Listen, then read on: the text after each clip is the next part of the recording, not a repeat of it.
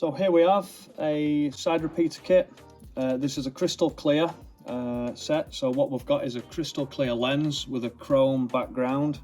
This is static flashing LED, and it fits quite a number of different BMW models such as E87, E90, E60, E84, like, you know, 1 series, 3, 5, 6 series, and also the X1.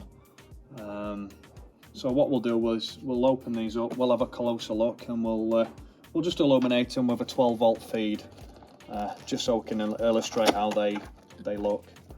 They are fully road legal, they are E-marked, and they are also MOT compliant.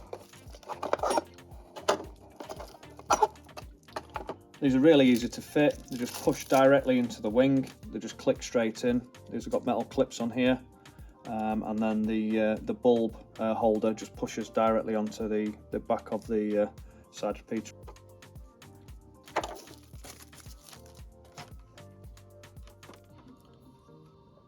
So as you can see, these are powered by 3 LEDs. These are static flashing. These are not dynamic.